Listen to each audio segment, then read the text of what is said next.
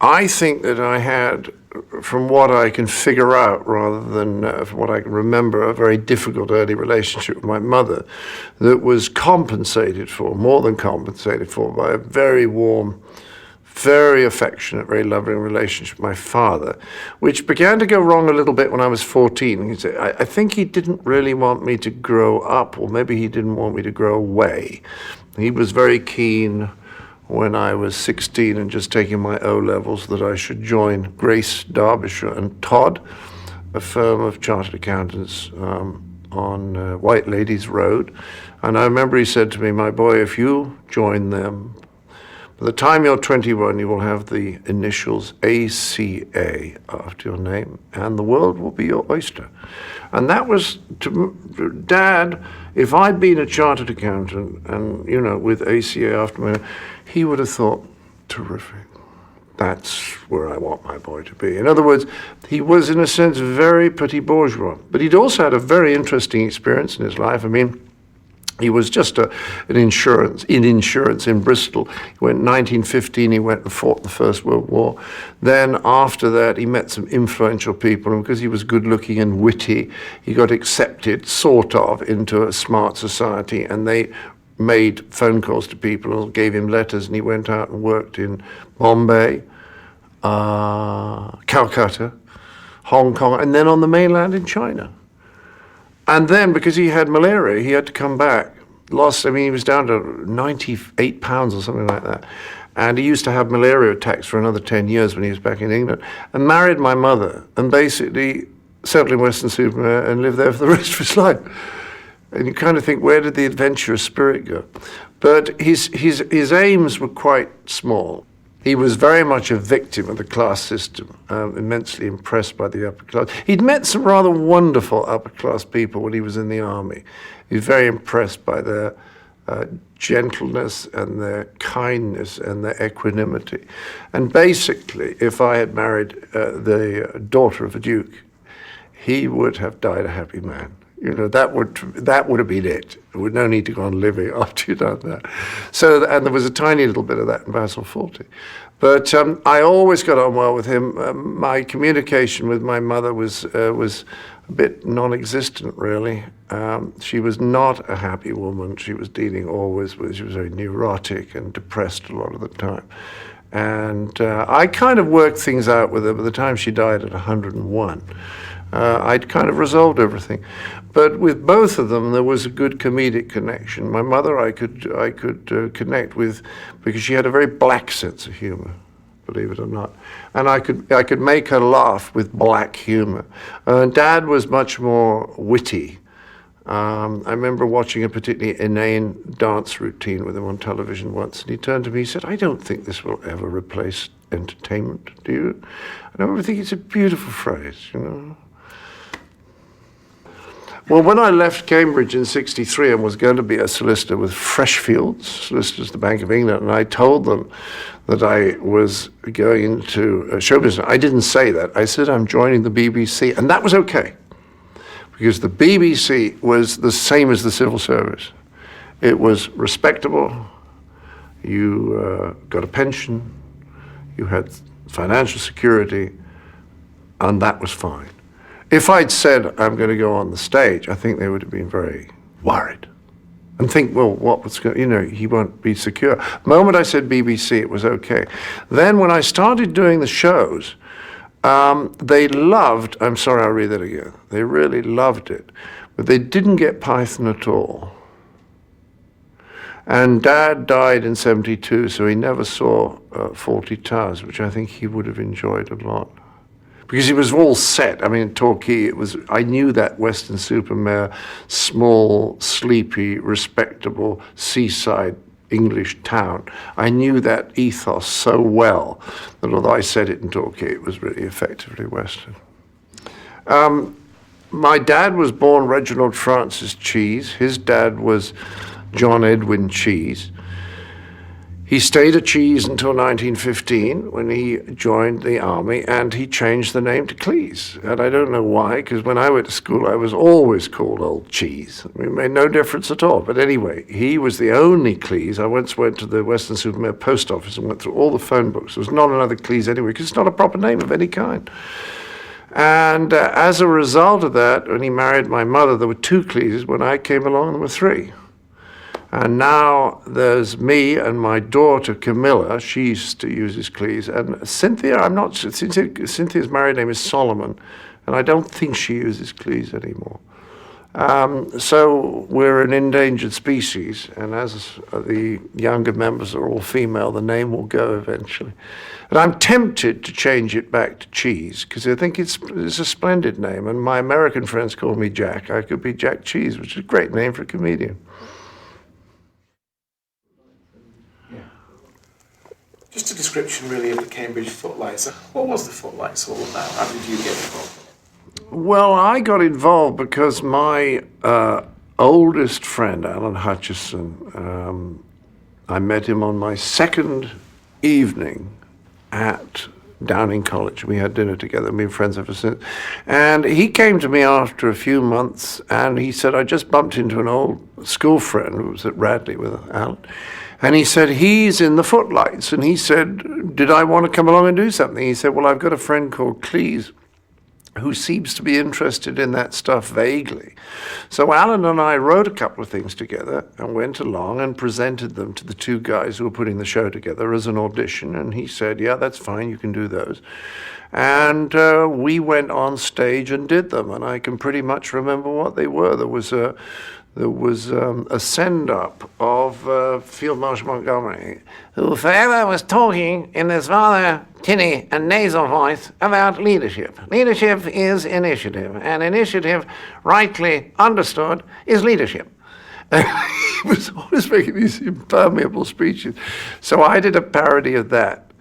And I'd also heard Stanley Unwin on the television talking complete nonsense.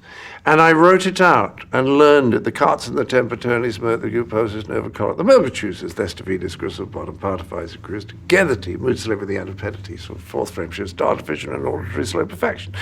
And I think I read it. I didn't know it in those days. And then there was another thing, which was a sort of parody of a Francis Durbridge thriller serial, where you have every aspect of the plot explained in the last 10 minutes. But it's so dense, the plot, that it's very boring, so it's explained during a fight. So people are swinging punches and saying, you mean when Kowalski went to the Chinese restaurant to meet Harrison, the reason that Peterson knew that he'd gone, it was a very nice piece. And it finished up in the Footlights Review that got me into the West End. Funny to think. And we performed these things in the club room. Now, the great thing about the Footlights was that we had a club room. You see, the Oxford guys didn't. And if they wanted to put a show on, they'd had to hire a hall and, hire a stage and make curtains work and find lights. We had all that. It was not a very big room. It was longish and narrowish, and at one end was a little stage that was probably 6 yards across. It was very small, maybe slightly bigger, and then the curtains went, there were lights there.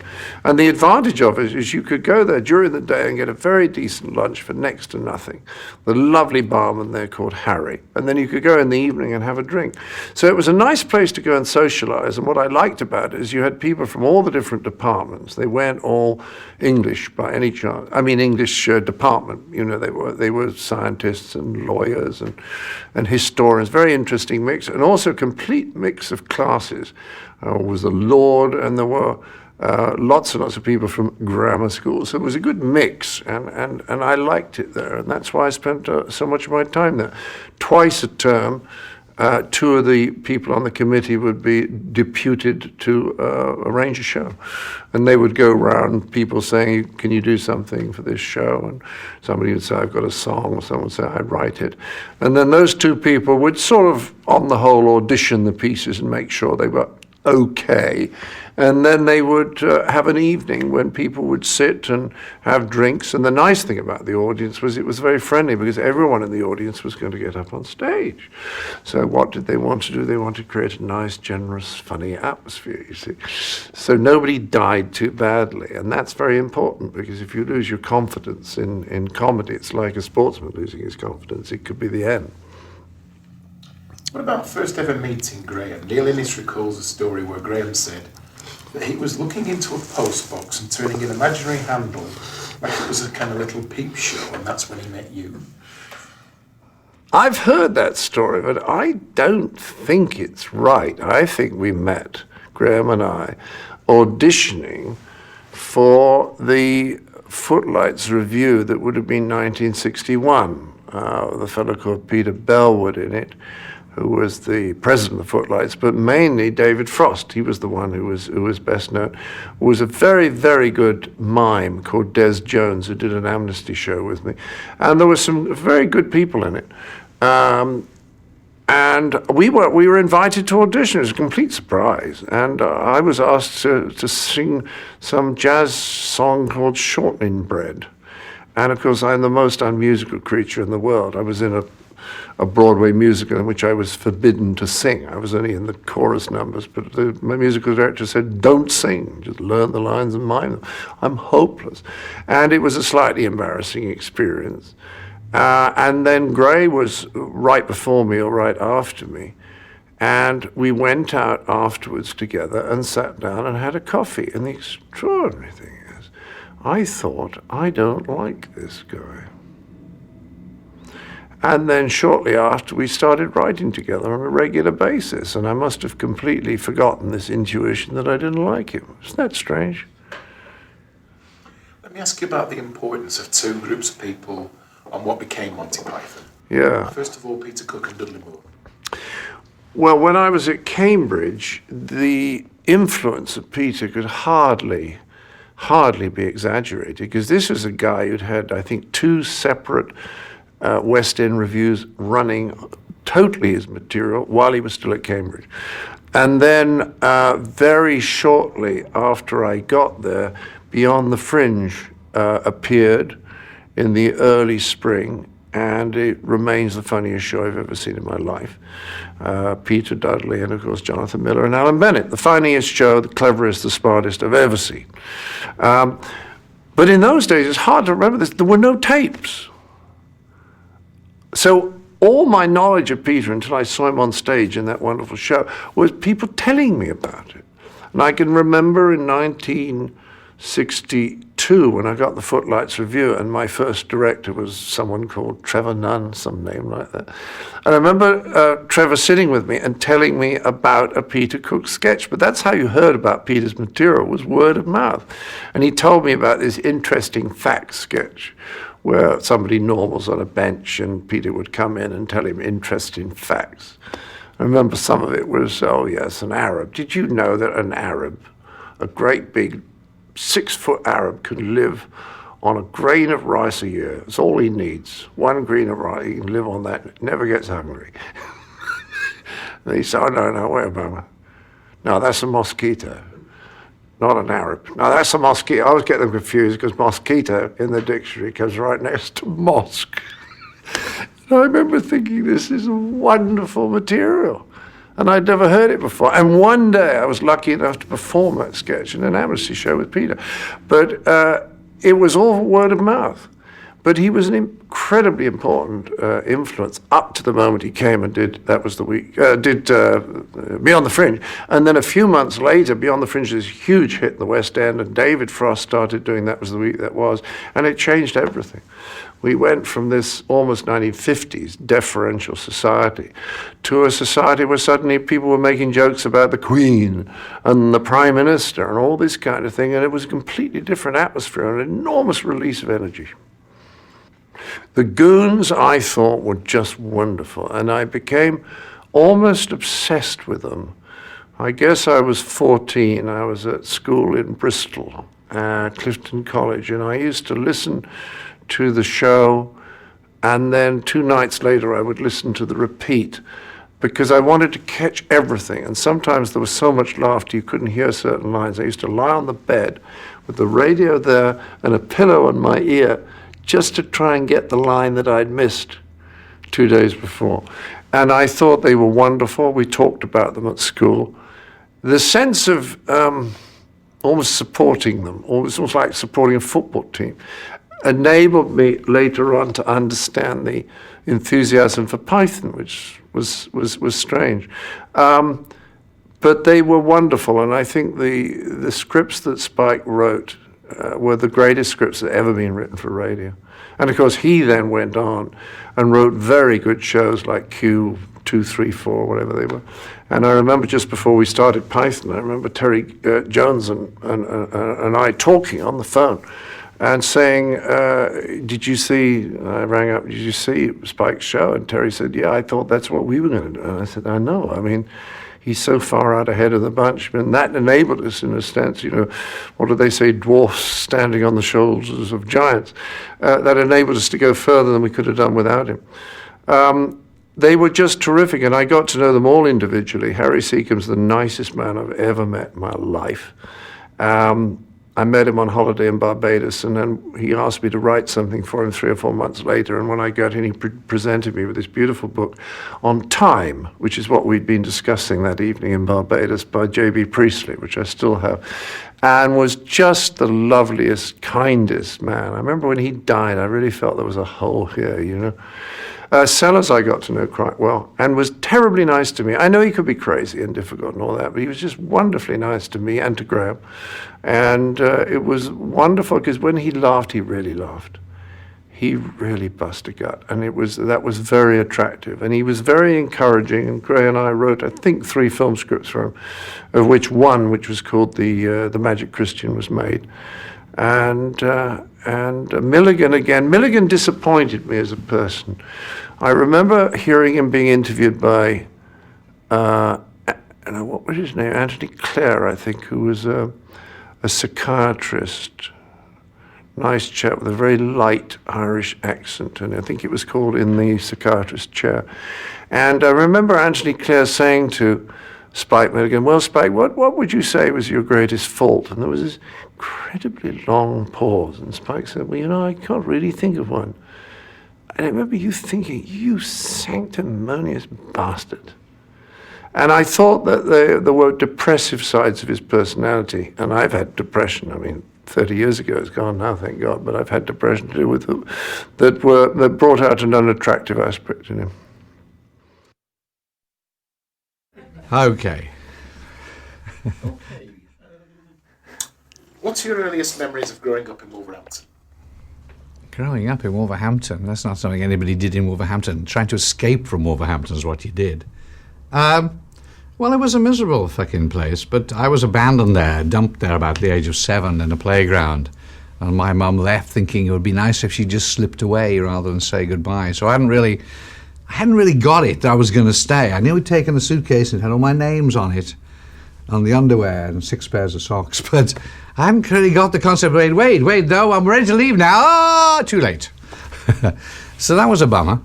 That was a junior school, so it was like minor Nazi camp, trainee.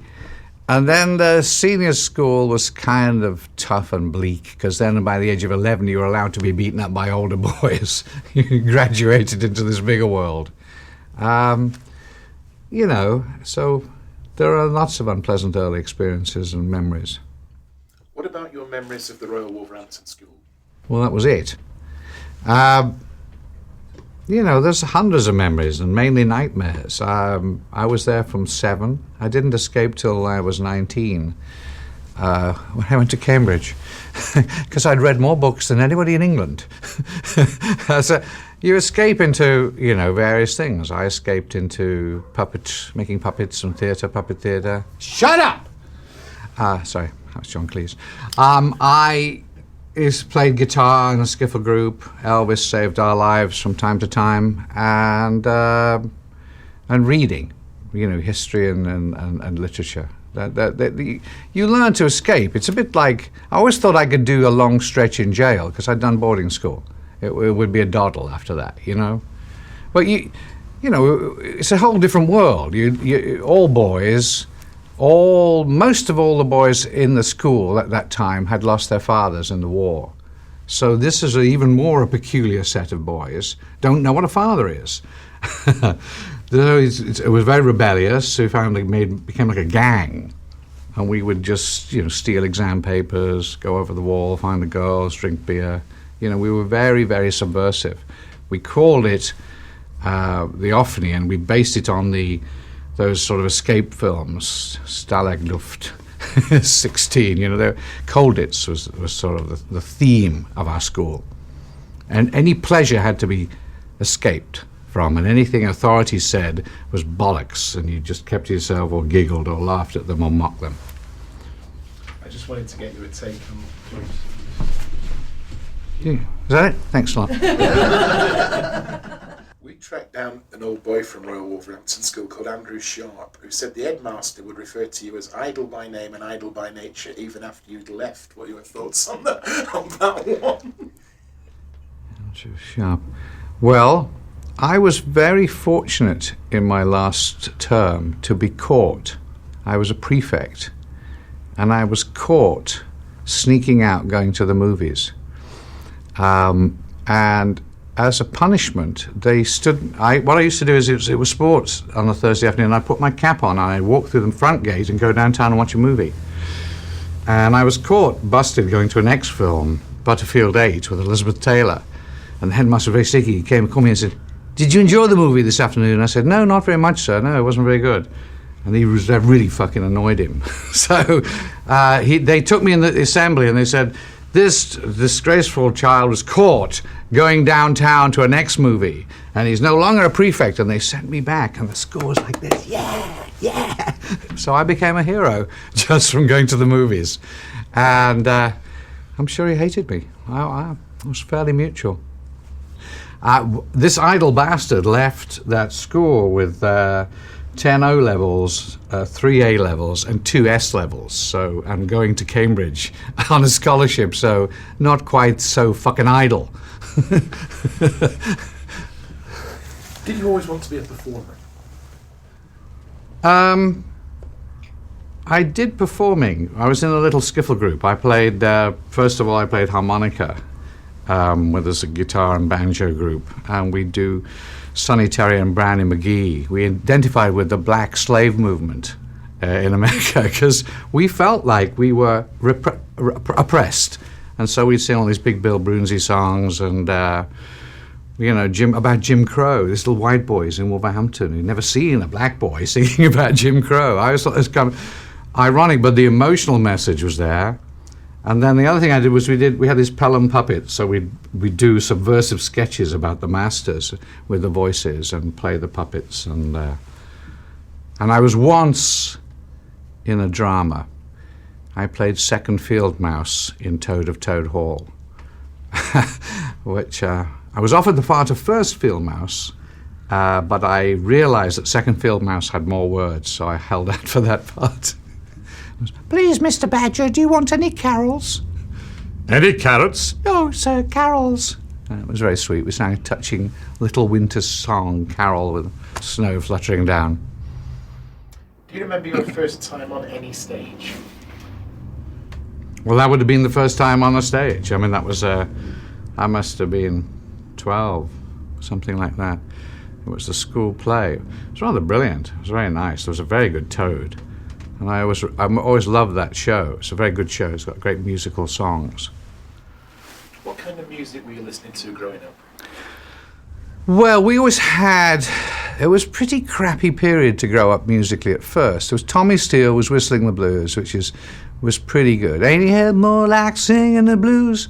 And then there was Johnny Ray. And then... our lives, it was all Tin Pan Alley. It was all like it is now with Simon Cowell, all that bollock manufactured bullshit music, it's all made by publishers, for publishers. And then suddenly Elvis appeared, and that was just changed our lives. Elvis suddenly was this great voice coming out of nowhere, along with Little Richard and all of those voices which we got from Radio Luxembourg. And there was this fantastic music, and we were really into it. And it was clearly talking to our generation, and it was subversive. And then Tin Pan Alley made another of its, ersatz returns, where we manufacture stars, and they're singing "Shrimp Boats Are A-Coming" and all bullshit like that. And then, so we all switched into jazz. We listened to jazz, and it was very cool, and jazz, Miles Davis, cool man. And then, finally, just as we left, and I was leaving school and going to Cambridge, the Beatles came along and then again grabbed it back for real music. And then suddenly Cambridge changed. 1 year everybody's wearing little leather patches on their sleeves and tweed jackets and sort of cycling around. And the next, everybody's buying leather jackets and arguing whether George played that solo or not. So they went through England and they completely changed it. And I always like the metaphor that England up to that point was in black and white, and then the Beatles came along and suddenly we were in colour. It felt like that. Can you remember when you first started to write and play your own music?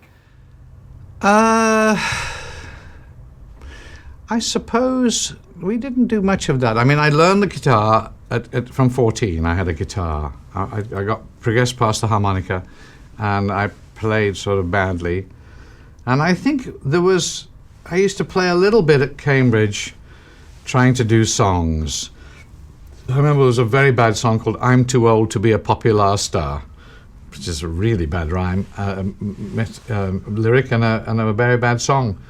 And then bit by bit we would do them more at Cambridge. I had a friend called John Cameron, and he and I, on our last, when we left Cambridge, we put on top hats and toppers and bow ties, and we sing, "We're going down from Cambridge where the streets are paved with gold." And we did a perfect little 30s soft shoe shuffle as a farewell.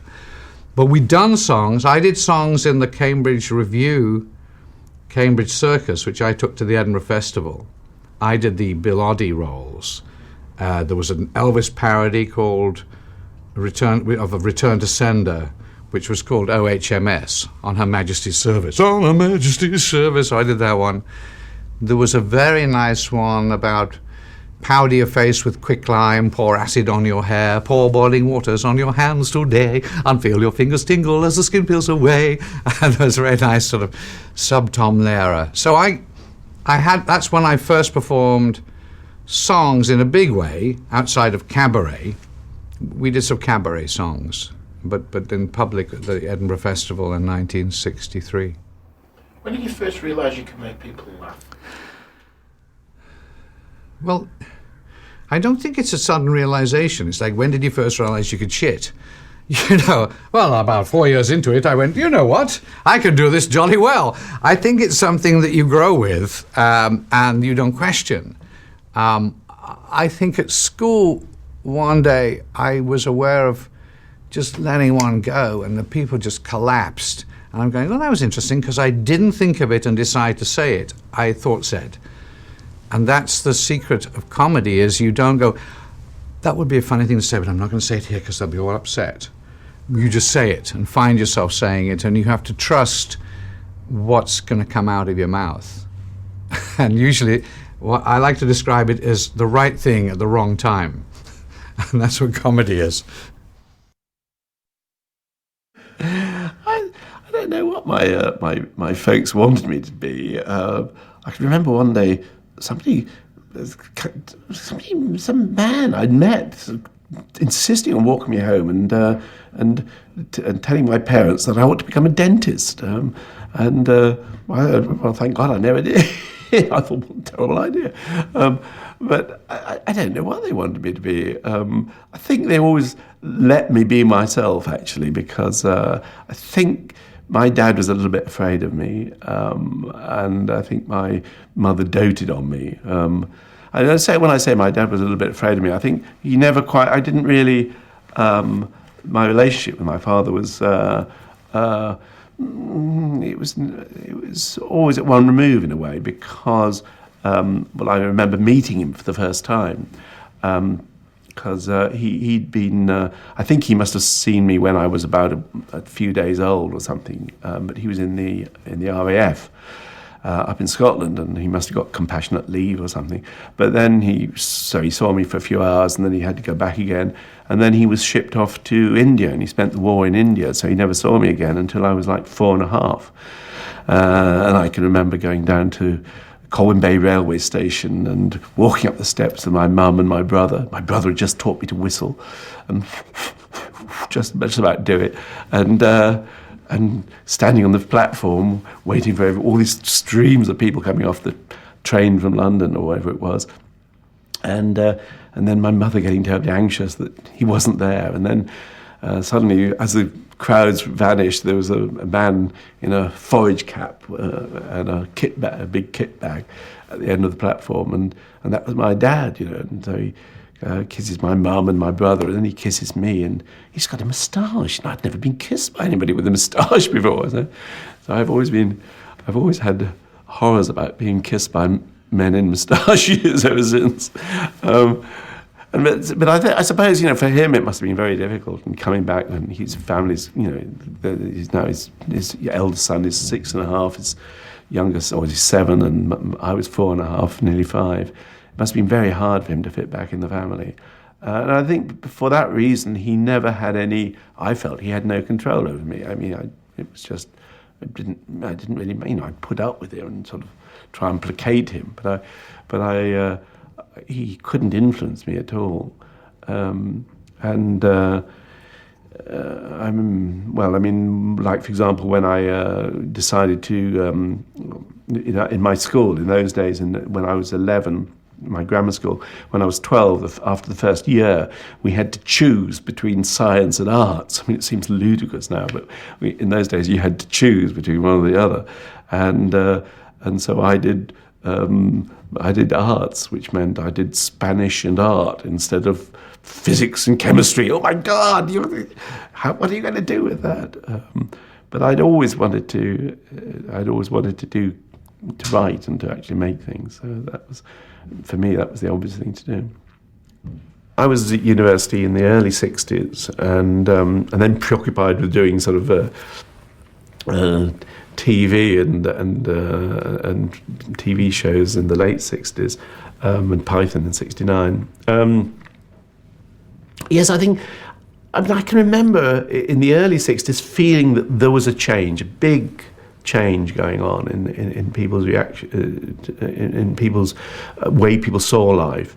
I think one of the big changes was in terms of authority figures and questioning authority. Up to that point, you never questioned authority. I can remember when Panorama did their big spoof documentary about spaghetti, the spaghetti harvest in Italy, and they showed these trees festooned with spaghetti. And I can remember watching it with my mum and dad, and my mum and dad going, do they really gather spaghetti like that? I'm sure they do. But because it was the BBC, and it was Richard Dimbleby telling you that this is what they did, you took that little authority. That was the voice of authority speaking. And so there was a big change like that, and also questioning the whole class setup. The other big change, I think, was in terms of sex. Sexual relationships and attitudes to sex, and being able to speak about sex. I mean, I grew up in a world in which you couldn't talk about sex. It was just just didn't come into it. Unless you sort of made dirty jokes behind parents' backs and things like that. And I think it was the Kinsey report that really sort of changed things like that. And I think that was a very significant moment in the late 50s. And we did feel in the early 60s that life was changing and that we'd never go back. You felt that religion was becoming a bit of a dodo, and that people were questioning religious authority as well as class authority, as well as any kind of authority. And that life would never be the same again, of course. It all goes around in circles, and you get Margaret Thatcher coming into power again, and everything goes. But I think what the big change still is the sexual revolution. I think I think people have a much healthier attitude to sex now than they did then. If your children had come to you and said they wanted to be comedians or actors, would you have encouraged them? Yes, I think I was trying to persuade Sally, my daughter, to become an actress. I thought she played a little tiny part in a film I made called Eric the Viking, and I remember Ian Wilson, the cameraman, saying she looks great on camera. I think she was only 15 at the time, or 16, and I was very keen. I was I was all behind her getting into performing because I thought she'd be very good. But she wouldn't do it. No. Didn't want to do anything like that.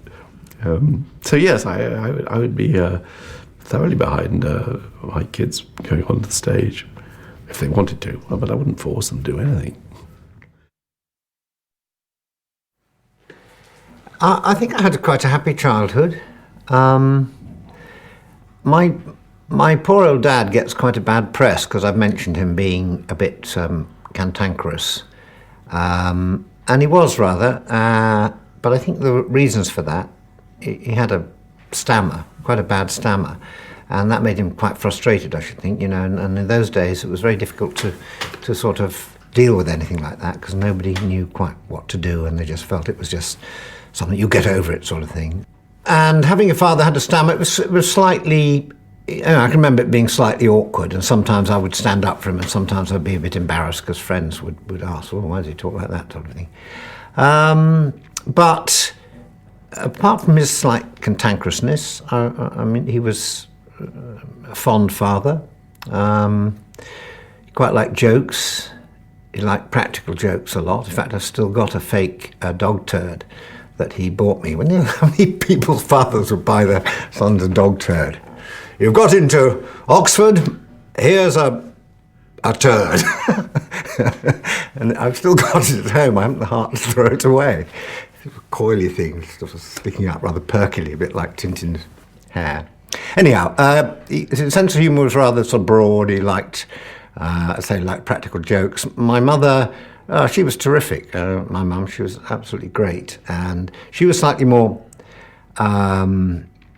she spent more time kind of, what's the word? Just more encouraging for what I wanted to do. My father was obsessed with money, or rather the lack of it, and worried that I might follow my sister's progress into acting. He just didn't want that. He just said, he felt that was the way to rack and ruin. Whereas my mother, I think, understood a little bit of my interest in performing, and she would be very tolerant. And I remember at a certain age, I would discovered Shakespeare, and I'd read great chunks of Shakespeare plays to my mother while she sat there in the evening. My father was off bell ringing. He was a bell ringer in a church. Ding dong. And I thought, well, I mean, it sounds awful now, doesn't it? Your mother listening to a boy reading Shakespeare. Sounds so sort of pretentious. But she let me do that, and I think she realised that about my particular talents lay in the field of acting and writing, and not in banking or surgery or oil drilling or any of the well-paid occupations. Sheffield was a big industrial city,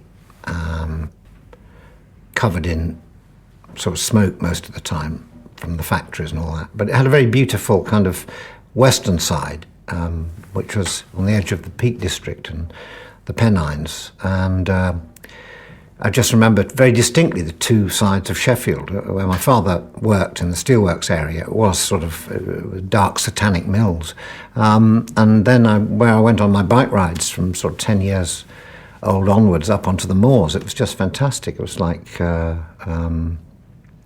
remote and isolated, and great crags and rocks and all that sort of thing. So it was a mixture of the two, but I mean, Sheffield was not one of the particularly privileged cities. It made a lot of steel for the country and all that, and cutlery, but there was the transport links to Sheffield were rather inadequate, and so we kind of got sidetracked by places like Leeds and Manchester. So anyone from Sheffield hated Leeds, hated Manchester. We hated practically anywhere really. And so Sheffield grew up kind of with its own character,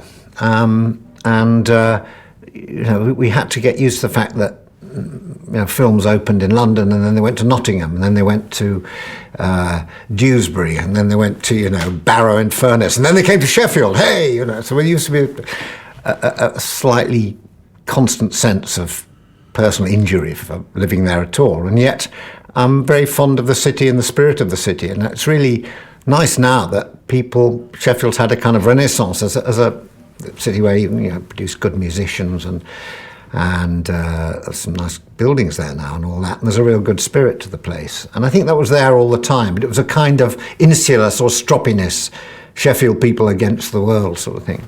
But I'm very, very, very fond of it. But at the time, I just wanted to go somewhere where things were happening. I mean, if you lived in Sheffield, you just never expected to be involved in any branch of showbiz at all. So we would watch television and we'd go to movies a lot and see these wonderful actors and see the writers' names come up on screen and think, oh, you know, if only we lived somewhere else, we could be like that. Which is a bit of a daft thing to think, but that was the way it was at the time. I think my father wanted me to get a good job and make a lot of money, and so I wouldn't be dependent on him. Fairly simple in that way. I don't think he had any particular idea of what he wanted me to do. He just had a lot of ideas of what he didn't want me to do, which is mainly sort of acting, performing, writing, all that sort of stuff. And he sent me away to public school, Shrewsbury, which was, you know, quite a good reputation. I think they felt they'll sort him out there. And I came out of Shrewsbury feeling as you know, undecided about what I wanted to do as when I went there. And then I went to Oxford and thought, oh, I'll sort him out there. It was only at Oxford that I realised that I did enjoy acting, and I had a particular talent for acting and writing, and met others who did the same. So anyway, my parents were not dogmatic, but they were kind of insistent that I should get a respectable, decent job, whatever that was. I don't know what came first, the material of performing. I was able, from quite early on at school, to do imitations of masters and things like that, and so, although I didn't think of it at the time as performing, I suppose I thought it being able to make people laugh, I could do that. So, you know, I from quite early on, I could entertain people, I suppose, in a small way. And I remember in 1953, when it was the time of the coronation, and everyone was talking about the coronation and that sort of thing, and I would do a sort of improvised little show at milk break in the morning about 11 o'clock for anyone who wanted to come along in this tiny little room, and I'd play all the different characters, and it was all very silly and low level, but I mean, it was things like, you know, the Duke of Edinburgh being caught short, you know, during the actual coronation, just sort of looking around and having to sort of fish out a toilet roll. Oh, it was funny when I was 10. But you know, I suppose, like a lot of people, school is very important to you. That's where you sit in class, you know, day in, day out, hour after hour, looking at people, talking to you. And I just became very interested in the way people were. Not what they were saying particularly, the way they looked, their little tics, the way they sort of behaved. It just fascinated me. And human behaviour always has. And so at the end of it, probably if someone had asked, yeah, well, Palin, so, you know, when did Alexander the Great conquer? Oh, sorry. And I'd be completely lost, but I'd be able to do exactly the way he sort of looked at you.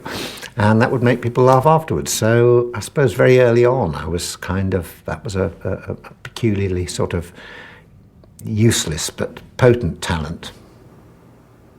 Well, I used to, in comedy, I did quite enjoy slapstick, I have to be honest. Early on, I really enjoyed the Norman Wisdom films. I thought they were hysterical. And Jerry Lewis, I thought was absolutely wonderful.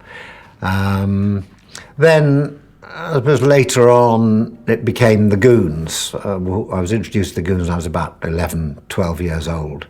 And I just remember discovering this strange, odd, weird and wonderful show that was so different from anything you could see on a film or on television. And of course there wasn't much television actually.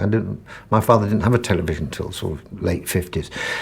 So we listened to the radio a lot, but there was nothing like the Goon shows. There was nothing like these people just being very ridiculous and silly and strange voices and long pauses, and playing around with this whole sort of form of a radio show in a way that was felt genuinely kind of subversive at the time. In fact, if my father came in while it was actually going on, he'd always come in during one of the... I prayed he would come in during the bits where Wallace Greenslade was doing the very serious, and now in Egypt, 1902 or something like that. But he always came in the middle of Min and Henry talking like that, and he'd say, something wrong with the set. And I said, no, it's just these people, humour, and he'd go out again. So I was aware very early on when I heard the Goons that it was something strange and slightly illicit. And once I knew about the Goons, of course, I wanted to know more about them. I wanted to know who Spike Milligan was, who Peter Sellers was. And I suppose then I became very, very keen on Peter Sellers' work. And I used to watch all his early comedy films and Lady Killers and all that sort of the Ealing comedies. At the same time that my parents were listening to sort of mainstream stuff like Much Binding in the Marsh and Take It From Here, which were sort of shows which we all sat and listened to together. It was that was what bound the family together. So I'd be listening to those whilst at the same time on wherever it was, Tuesday night or something, having my own fix of this new show, The Goons. And of course, music at that time was changing, and I'd been brought up on ballads, and Frankie Lane, I suppose, was about as way out as he got, until suddenly there was Heartbreak Hotel, and there again, you only heard it on something like Force's Favourites. There were no really sort of pop shows for younger listeners, so you'd have to just pick it up if you could on this kind of request programme. And again, my father would always come in the middle of it, where I was going, and he'd say, nothing wrong with the set. He'd go out again. So I was like, please don't come in, just come in when he's doing and someone else is on. But why did Elvis sing like that? Who was this guy? And he was American and strange and exciting and thrilling, and so it was kind of Elvis in music and the Goons in comedy. And I felt these were my discoveries. I was discovering this. It wasn't anything that I'd been fed by the authorities. And of course, I think after the war in the 50s, one was very much still, it was very, very hierarchical society, and people at the top told people down below what to do, and they obeyed, and there were lots of authority figures, and people were much more strict and stern, and the country was a damn sight better place. Shrewsbury School, well,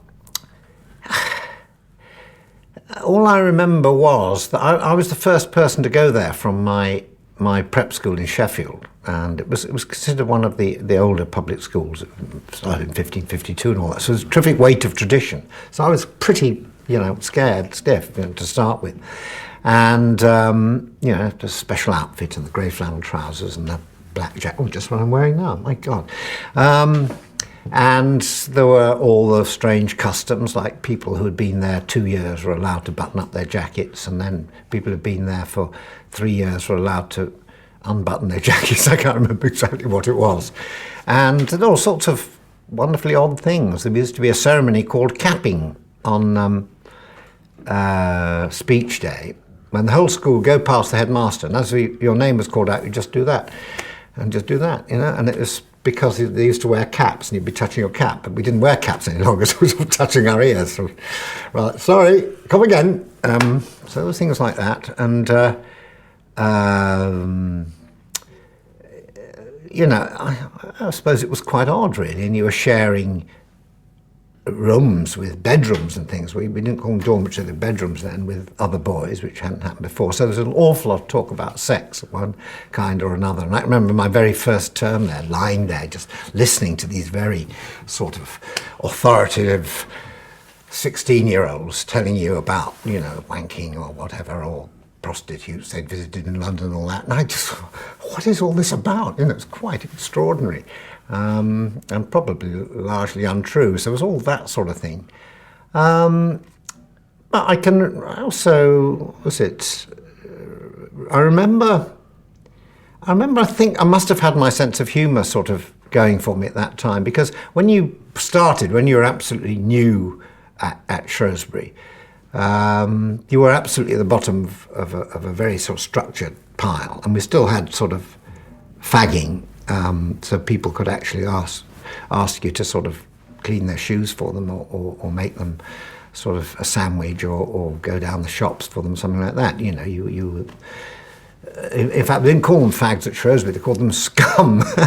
So someone would, or dowels was the other thing. Doulos, from the Greek, a slave.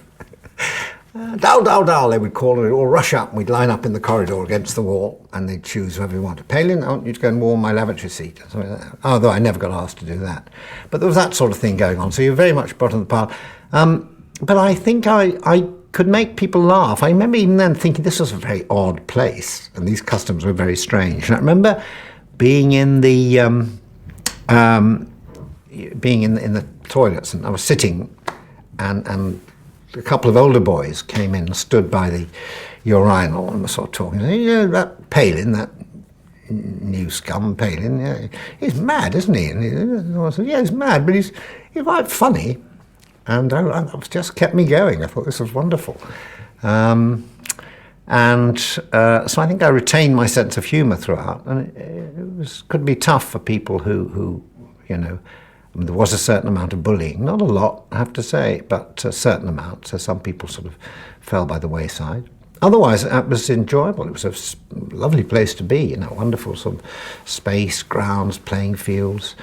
But, you know, I think I was there very much brainwashed by the place itself, and thinking, you know, you are there amongst an elite. This is one of the elite top schools of the country. So, what? So something should probably happen. I should become a kind of, something to change me, but it didn't really. What I did learn was very first term I was there with John Ravenscroft, who later, as John Peel, became the great DJ and broadcaster we all know, and he taught me about pop music. I mean, he in his, we were sort of divided into studies, and there were sort of like 4 or 5 boys in each study. And John Ravenscroft had study 13, it was the biggest study of all. And there was always, out of the other studies, there'd be a little bit of music. Someone would play some sort of London musical from Salad Days, something like that. But he was playing Eddie Cochran, he was playing Elvis, and he was playing skiffle, and he was playing all sorts of stuff. And I remember going in there once, and he was lying on the floor. John Peel lying on the floor. This is a public school boy lying on the floor, just listening to this music booming around. I thought, wow, this is fantastic. Shut the door, sorry, but it was. I remember that, and I remember being, still feeling that the Goons, Elvis, the music I'd heard, actually excited me more than the kind of fairly traditional hunting, shooting, and fishing thing, which was part of that school life. So but I met lots of people there who were interesting. I still have some good friends. Minneapolis, Minnesota. Minnesota being the furthest north state in America, probably most middle. So we're in the middle and we're at the top. And it's really cold there. In the winter, it'd get down to 40 below zeros. We lived in a little house it was actually a summer cottage out at a place called Medicine Lake that my dad had put some insulation in so we'd get through these winters. But it was some years before we got an indoor toilet. So I think the memory of my childhood is one that is really odd because I can remember it, but I can't feel it. Was going out in the middle of winter for a dump in the Biffy, as they were known. And I don't know how we did that. There was no heating, nothing. You just sat there on a wooden plank with a hole and did your business. Then you came back in. The house was on a dirt road. Across the house, from the house, was a swamp. A couple blocks away was a lake. Behind us was a forest, a woods, and there were cornfields that direction. And so you were outside the whole time. You played a lot. You ran around and did things. The big success of my childhood was building a tree house with my father, which was made from the remains of the old Biffy, the two-holer. And it was actually 3 stories high. And in the winter, I remember we used to jump off the top of it and try to catch the electrical wires on the way down, and luckily we never reached them. And so it was one of those childhoods. It was great. I had a paper route. Dogs bite me. We would fish in the winter in holes in the lake and the ice. I don't know. I think the most tactile thing I remember was in this swamp. They had dumped a lot of logs, and over the years moss had just covered them, and there were these moss caves, and you just go down there and lie amongst the moss. And so that's, I guess, where I come from, the earth. I'm going back soon too. Do you think your childhood experiences in any way planted the roots of what puts the fantasy into Gilliam's imagination? I don't know. I can't work that one out, where the weirdness came. My mother says when I was quite young, I think it was rheumatic fever or scarlet fever, or one of those brands of fevers that give you hallucinations and terrible temperatures. I think so. Great chunks of my brain were probably fried, and this led to interesting connections in my synapses. I don't know what it was. I remember the film Thief of Baghdad giving me nightmares. There's a scene there when Abu is caught up in a spider's web and the great spider's coming down. I remember waking up in the morning wrapped up in all the bedclothes, screaming, the spider's about to get me. So something was clawing at what was left of my brain after the fevers. What else happened there? I don't know. I remember there was a great tornado, a real Wizard of Oz tornado one day, which you see coming, you realize the sky is going yellow, and then it's changing, and there's this black funnel coming towards you, and you think, this is an interesting moment. I don't know where it all came from. I just, obviously, some mutation. It's as simple as that. Okay. How did you entertain yourself as a child? Was there comics? Was there fairy tales? Were you just playing outdoors, as you said earlier? I never touched myself as a child, I think I could honestly state. And so entertainment was another thing. In the winter, I remember we built an igloo. I mean, that's the kind of thing you do. You build an igloo because you could build an igloo because there was so much snow and ice. And then you could hide in the igloo and play with whatever your friends were, run around the place. And then dogs could climb on top of the igloo and start pissing. And suddenly you find you've got a dog on top of you having his warm urine, melting the igloo, and down he came. We do things like go to a wood pile and set it on fire. These are the interesting ways of playing.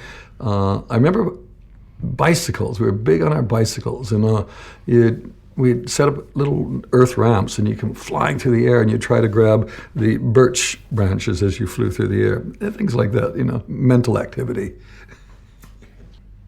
I had a magic show too. Did I tell you about my magic show? I was very keen on magic, and so I had a few tricks, and you could buy tricks. And my dad built me this fantastic sort of magical cabinet that I could perform from behind. And I'd put on shows, and I was disastrous because I could never pull a trick off. But I apparently provided lots of laughs for people in my complete incompetence.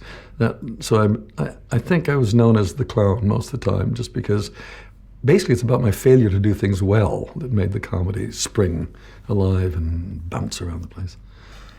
Do you think keeping in touch with your inner child helps your creativity? And if so, in what ways? Oh, God. Yeah, I was saying on the last film, Thailand, I finally discovered my inner child, and it turned out to be a little girl. I think I've never grown up in that sense. There's a side of me that just refuses to. I can't see the point of it, frankly.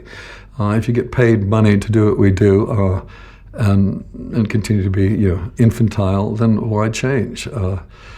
It's the more difficult part of being a 68-year-old child is that the world isn't as surprising as it is when you're 6, 7, 8 years old, because when you're a kid, every moment, every day is a new thing. Who knows what's going to be behind the mirror, what's going to open a door, who knows what's going to... There's no predictability when you're very young.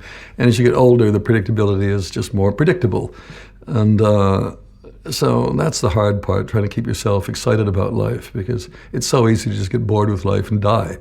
But somehow I've managed to keep a bit of interest in it. That's cool. Now, at the age of 12, you and your family moved to Los Angeles. What would you say your first impressions were of LA? Disappointment was my first impression of LA, because I literally thought we were going out west, where cowboys and Indians roamed. And it wasn't. We got out to Panorama City in the heart of the San Fernando Valley, and it was a brand new tract of homes there. They were the kind, in Edward Scissorhands, those pastel shades, all the houses effectively identical with just slight alterations to give individuality. That's what we moved into. And it was sitting out in the middle of the valley where once were orange groves and sheep, and now were houses built by Kaiser Aluminum Company. But it was actually, despite the disappointment of the lack of cowboys and Indians, there were Mexicans there, and they were good because they tended to be in gangs and tended to attack the Anglos. So there was some Wild Westness left. I think, growing up in the 50s was, at least in school, and particularly in high school, was the emphasis was on science and maths. It was, we were engineering for a new future in America. So that's what I did, science and maths. Did all the things that you were supposed to do. The other thing, it was a decent world there, and I was part of that decent world with a decent family, and we would go to church on Sunday, and we would go to youth camps, and I was in the Boy Scouts. I did all the decent things, the proper things. I think the Boy Scouts ended up being a disappointment because we reached the point where it was about, I think, Eagle Scout I was about to become. And there was the board review, and they said I hadn't done one of the merit badge requirements. I said, of course I have. And it was all there. It was the first time I actually experienced what I felt was true injustice from the establishment. And it stuck with me ever since. And so I quit the Boy Scouts. And I was sort of the head of the whole troop at that point. But nobody was going to take away our rights as far as I was concerned. But I think the thing that high school, I did all the right things there. I didn't actually know I was doing the right things. And most things come to me as surprises because I ended up, by the end of it, I was student body president, valedictorian, head cheerleader. I don't know.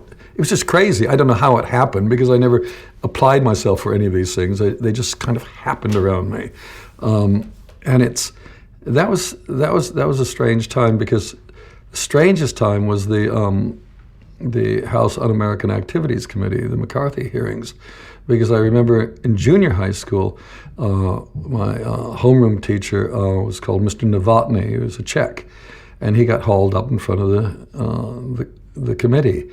And one of the things that I do remember was the principal of the school coming in and saying to all of us, saying, "You little shits, if any of you say anything against Mr. Novotny for him having been brought up in front of this communist witch hunt, I'll thrash you." And I thought, well, that's very good. There's somebody standing up for a man who was a decent man, despite what the establishment was trying to make of him.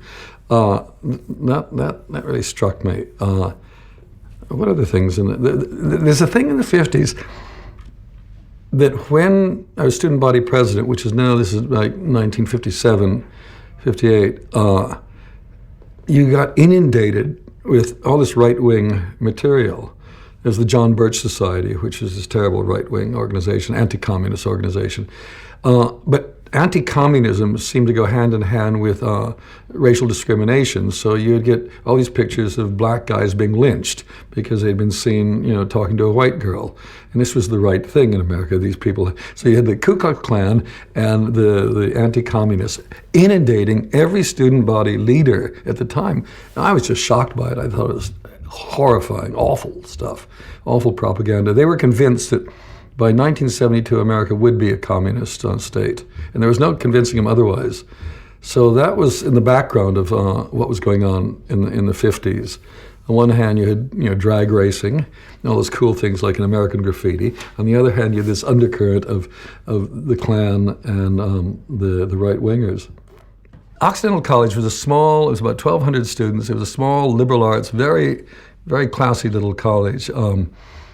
Kids tended to be rich there, or smart, like I was. I was there on a scholarship, which was a Presbyterian scholarship. I went on a church scholarship to college because at one point I was going to be a missionary, and then I got smart.